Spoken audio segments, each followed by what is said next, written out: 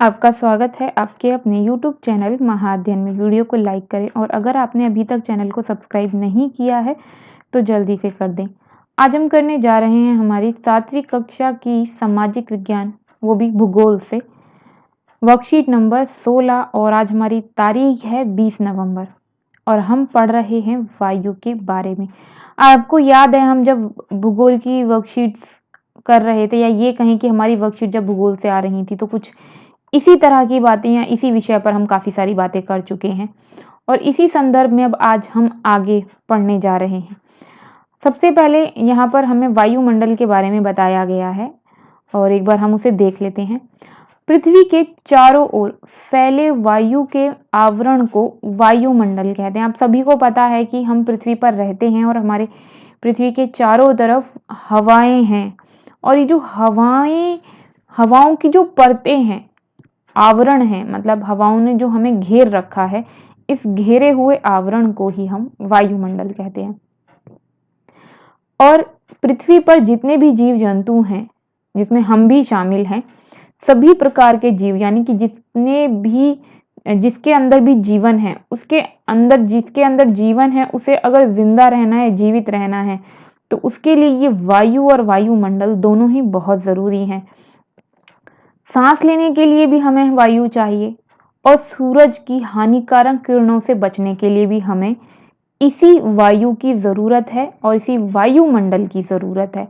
अगर वायुमंडल नहीं हो तो सूरज की गर्म किरणें पृथ्वी पर जब पड़ेंगी तो उस गर्मी से हम जल जाएंगे। तो हवा के अंदर से ये किरणें जब आती हैं तो हम सुरक्षित रहते हैं। और अगर ये वायुमंडल ना हो तो रात के समय जब चांद होगा, सूर्य नहीं होगा, तो ठंड इतनी अधिक हो जाएगी कि हम जम जाएंगे और जम गए तो मर जाएंगे। तो कहने का मतलब है वायुमंडल बहुत ज़रूरी है। वायुमंडल दिन में सूरज की गर्मी से बचाता है और रात को हमें ठंड से बचाता है। तो अतः वायुमंडल पृथ्वी पर रहने योग्य तापमान बनाता है, उस तापमान को बनाए रखता है जिसमें हम जी सकें। अब अगर आपसे पूछा जाए कि वायुमंडल क्या है और वायुमंडल के महत्व बताइए या वायुमंडल के लाभ बताइए, तो आप ये सभी लाभ यहाँ पर जो मैंने आपको अभी समझाए हैं, इन्हें ध्यान रखेंगे और आप बारी बारी करके बिंदुओं में इसे याद कर लेंगे कि जीव जंतुओं को जीवन के लिए वायुमंडल चाहिए, सांस लेने के लिए वायु चाहिए, सूर्य की हानि किरणों से बचने के लिए हमें वायुमंडल चाहिए और साथ में सूर्य की गर्मी और रात के समय ठंड से बचने के लिए भी हमें वायुमंडल चाहिए। और वायुमंडल पृथ्वी पर रहने योग्य तापमान बनाता है। तो ये 4-5 बिंदुओं में आप इसे अच्छे से याद कर लें। उसके बाद बढ़ते हैं आगे। जिस वायु का उपयोग हम सांस लेने के लिए करते हैं, वास्तव में ये जो हवा है, वायु है, ये कई गैसों से मिलकर बनती है। अगर आप इस चित्र को देखें जो हमारे सामने दिया गया है, तो इसमें दिखाया गया है कि कौन सी गैस कितनी है। वायु जिसे हम लेते हैं, जो हम उपयोग करते हैं सांस लेने के लिए, ये जो वायु गैसों से मिलकर बनी है, इसमें 78% नाइट्रोजन गैस है और 21% ऑक्सीजन है। आपको पता है हम कौन सी गैस लेते हैं, जिंदा रहने के लिए हमें ऑक्सीजन गैस की जरूरत होती है, वो 21% है। 78% है नाइट्रोजन गैस और कार्बन डाइऑक्साइड सिर्फ 0.03% है। ऑर्गन गैस कितनी है, तो ये है हमारे पास 0.93% और बाकी सभी गैसें मिलकर 0.04% है। तो सबसे ज्यादा नाइट्रोजन, उससे कम ऑक्सीजन और उससे भी कम आर्गन और उसके भी कम कार्बन डाइऑक्साइड और उसके बाद बाकी सारी गैसें, क्योंकि सब मिलकर 0.04 है। तो अब बढ़ते हैं आगे की तरफ। वायुमंडल की प्रमुख गैसों के बारे में यहाँ पर बताया गया है। नाइट्रोजन गैस सबसे ज्यादा पाई जाती है, जो पेड़ पौधों के बढ़ने में सहायक होती है और इस बारे में हम बात कर चुके हैं कि पेड़ पौधों, ऐसे बहुत सारे पेड़ पौधे हैं जो नाइट्रोजन, वायुमंडल की नाइट्रोजन को पौधों की जड़ों से लेकर उपयोग की जाती है। तो खैर इस बारे में हमने पहले बात नहीं भी की है, अगर छठी कक्षा 7वीं की कक्षा है ये, हाँ, नाइट्रोजन गैस के बारे में ऐसी बातें आप पढ़ चुके हैं और इस पर मैं बहुत ज़्यादा भी डिटेल में नहीं जाऊंगी। इतना यहाँ पर काफ़ी होगा कि पेड़ पौधे नाइट्रोजन गैस का इस्तेमाल करते हैं और ये हम कुछ पुरानी वर्कशीटों में और कुछ पुराने चैप्टर्स में हम ये सब जान चुके हैं। ऑक्सीजन की बात करें तो हम सब जानते हैं कि जो भी जीव जंतु हैं उन सबको जीने के लिए ऑक्सीजन चाहिए, हमें खुद भी, मनुष्यों को भी जीवन के लिए ऑक्सीजन चाहिए होता है। अब बात आई कार्बन डाइऑक्साइड की, तो हमें अच्छे तरीके से मालूम है कि पेड़ पौधे कार्बन डाइऑक्साइड गैस को उपयोग करते हैं और हमें बदले में ऑक्सीजन गैस देते हैं। तो हमें ऑक्सीजन मिलती है उनसे और कार्बन डाइऑक्साइड गैस वो उपयोग करते हैं। इस तरीके से हम जो कार्बन डाई गैस छोड़ते हैं, पेड़ पौधे उसका उपयोग कर लेते हैं और जो ऑक्सीजन हमें चाहिए पेड़ पौधे वो हमें उपलब्ध कराते हैं और इस तरीके से संतुलन बना रहता है। ना कार्बन डाइऑक्साइड गैस बढ़ती है, ना ऑक्सीजन गैस बढ़ पाती है। हम आपस में एक दूसरे के द्वारा छोड़ी गई गैस का इस्तेमाल कर लेते हैं। अब हम बात कर रहे हैं कि पेड़ हमें ऑक्सीजन देते हैं, तो पेड़ों की उपयोगिता भी पढ़ लेते हैं।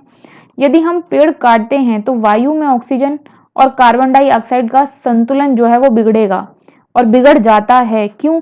क्योंकि जितनी हमारी संख्या तो बढ़ रही है, तो इसका मतलब हमारे द्वारा छोड़ी गई कार्बन डाइऑक्साइड गैस भी बढ़ेगी। अगर पेड़ काटने से कम हो जाएंगे तो उस कार्बन डाइऑक्साइड गैस का इस्तेमाल कौन करेगा? साथ में हमें ऑक्सीजन कौन देगा? अब ये दो बड़ी सवाल हैं। अब अगर हम ये कहें कि वायुमंडल में ऑक्सीजन काफी सारी है, लेकिन अगर कार्बन डाइऑक्साइड का इस्तेमाल नहीं होगा तो वो बढ़ जाएगी, और अगर वो बढ़ गई तो क्या होगा, इस बारे में जानते हैं आगे। लेकिन उससे पहले खास बात ये है कि हमें अधिक से अधिक पेड़ लगाने चाहिए। अब बढ़ते हैं आगे की तरफ कि क्या होगा अगर कार्बन डाई गैस बढ़ जाएगी। कार्बन डाइऑक्साइड गैस जो वायुमंडल में फैलकर पृथ्वी से विकिरित ऊष्मा को पृथ्वी पर रोककर ग्रीन हाउस प्रभाव पैदा करती है। इसे ग्रीन हाउस गैस भी कहते हैं। तो कौन सी गैस को ग्रीन हाउस गैस कहा जाता है? तो कार्बन डाइऑक्साइड गैस को ग्रीन हाउस गैस कहा जाता है। अगर ये ना हो तो पृथ्वी इतनी ठंडी हो जाएगी कि इस पर रहना असंभव हो जाएगा। तो कहने का मतलब ये है कि कार्बन डाइऑक्साइड गैस जो है वो पृथ्वी पर ऊष्मा को बनाए रखती है, यानी कि गर्मी को बनाए रखती है। लेकिन यहाँ पर ये बात समझने की जरूरी है कि अगर कार्बन डाइऑक्साइड गैस बढ़ जाएगी तो तापमान भी और ज्यादा बढ़ जाएगा, ऊष्मा बढ़ जाएगी। हमने कहा ना वो ऊष्मा को बनाए रखती है, तो जितनी गैस बढ़ेगी उतनी ऊष्मा भी बढ़ेगी। और कैसे बढ़ती है? जो हमारे कारखाने हैं, कारें हैं, ये सभी धुआं छोड़ती हैं और वायुमंडल में कार्बन डाइऑक्साइड गैस का जो है वो लेवल बढ़ता जाता है। धुआं नहीं छोड़ती है, कहने का मतलब धुएं के साथ कार्बन डाइऑक्साइड गैस छोड़ती हैं। और इस तरीके से जब कार्बन डाइऑक्साइड गैस बढ़ जाएगी तो पृथ्वी का तापमान भी बढ़ जाएगा। और जब पृथ्वी का तापमान जो धीरे धीरे बढ़ भी रहा है, इसी को कहते हैं भूमंडलीय तापन या ग्लोबल वार्मिंग। और ग्लोबल वार्मिंग का जो शब्द है आपने बहुत बार सुना होगा। ये कार्बन डाइऑक्साइड गैस के बढ़ने से, ऑक्साइड गैस के बढ़ने के कारण बढ़ रहा है। तो तापमान में इस वृद्धि से होगा क्या? होगा ये कि पृथ्वी के जो सबसे ठंडे क्षेत्र हैं जहां पर बर्फ जमी रहती है, वो बर्फ पिघलने लगेगी। और अगर वो बर्फ पिघलेगी तो आपको बहुत अच्छे से पता है कि नदियों में भी पानी बढ़ जाएगा और बाढ़ आ जाएगी। साथ में वो सारा पानी बढ़कर कहाँ जाएगा? नदियों से होता हुआ सारा पानी समुद्र में जाकर मिलता है, और जब वो पानी समुद्र में पहुंचेगा तो समुद्र का पानी का लेवल बढ़ जाएगा। अगर समुद्र के पानी का लेवल बढ़ जाएगा तो हमारी पृथ्वी पर हम जहाँ रहते हैं, मतलब ये कि जो निचले हिस्से हैं उनमें समुद्र बने हुए हैं और जो ऊंचाई वाले हिस्से हैं उस पर हम रहते हैं, जिसे हम कह देते हैं महाद्वीप। तो वो द्वीप भी जो है पानी में डूब जाएंगे, और पानी में अगर द्वीप डूब गई तो हम भी डूब गए, तो हम डूब कर मर सकते हैं। मतलब ये कि हमारे रहने वाली जगह खत्म हो सकती है। लेकिन ये तो बहुत देर का प्रोसेस है। लेकिन जो आसान और छोटी चीज है वो ये कि अगर लेवल बढ़ेगा तो सबसे पहले जो समुद्र तट के पास लोग रहते हैं उनकी जिंदगी खतरे में पड़ जाएगी। तो जल स्तर में वृद्धि होती है जिससे तटीय क्षेत्रों में बाढ़ आ जाती है और दीर्घ अवधि में, मतलब अगर लंबे समय तक यही सब चलता रहेगा तो जलवायु में इतना परिवर्तन हो जाएगा कि कुछ पौधे और पशु भी लुप्त हो सकते हैं। और सिर्फ कुछ पौधे और पशु नहीं, खुद मनुष्य की जिंदगी भी खतरे में पड़ सकती है। तो आज हमने जानी बहुत सारी बातें, तो अब देखते हैं हमने सीखा क्या। सबसे पहला सवाल, वायुमंडल वायुमंडल क्या है? तो वायुमंडल पृथ्वी के चारों ओर वायु का आवरण या फैली हुई वायु की परतें वायुमंडल बनाती हैं। उसके बाद पृथ्वी पर तापमान की वृद्धि के क्या कारण हैं? तो पृथ्वी पर तापमान की वृद्धि के जो मुख्य कारण हैं वो है, एक, कारखानों एवं कार के धुएं से कार्बन डाइऑक्साइड गैस का लगातार बढ़ते जाना, और इस तरह ऊष्मा के द्वारा पृथ्वी का तापमान बढ़ता है। उसके बाद बात कर रहे हैं हम, रिक्त स्थानों की पूर्ति कीजिए, और उसके लिए यहाँ पर हमें दिए हुए हैं ये 4, और इन्हीं चारों को ढूंढकर हमें सही करके हमें यहाँ भरना है। सबसे पहले हमसे पूछा है, सॉरी चारों को नहीं, तीनों को। तो सबसे पहले पूछा है हमसे, पेड़ पौधे डैश गैस छोड़ते हैं, तो हम सब जानते हैं वो ऑक्सीजन छोड़ते हैं। फिर डैश गैस ग्रीन हाउस प्रभाव पैदा करती है, तो ग्रीन हाउस प्रभाव को कार्बन डाइऑक्साइड गैस पैदा करती है। फिर पृथ्वी के वायुमंडल के तापमान में वृद्धि को डैश कहते हैं, तो उसे कहते हैं भूमंडलीय तापन या ग्लोबल वार्मिंग। अब मिलान करना है और हमें बताना है कि कौन सी गैस कितनी है। सबसे पहले नाइट्रोजन सबसे ज्यादा है, तो इसमें सबसे ज्यादा कौन है? 78%। तो ये हो गया निशान। फिर ऑक्सीजन उससे कम थी, हमने पढ़ा था 21%, तो उसका रहा ये निशान। फिर कार्बन डाइऑक्साइड गैस की हमने बात की थी कि वो 0.03 है, तो वो रही ये। उसके बाद ऑर्गन के बारे में हमने बात की थी कि वो कितनी है, तो वो थी 0.93, यानी तीसरे नंबर पे सबसे ज्यादा। फिर अन्य गैसें, सारी गैसें मिलकर 0.04 हैं। अभी ये हम सब जान चुके हैं। तो अब आगे बढ़ने से पहले मेरे प्रिय विद्यार्थियों, अगर आपको ऐसा लगता है कि इन वीडियो से आपको फायदा होता है, आपको आपका टॉपिक समझ में आता है, आपको मदद मिलती है आपका काम करने में, तो ये बहुत ज़रूरी है कि ये चैनल इसी तरीके से चलता रहे ताकि आपको वीडियोस मिलती रहें। तो ये चैनल चलता रहे, इसके लिए ये ज़रूरी है कि आप इसे सब्सक्राइब कर दें, इसके सब्सक्राइबर बढ़ते रहें।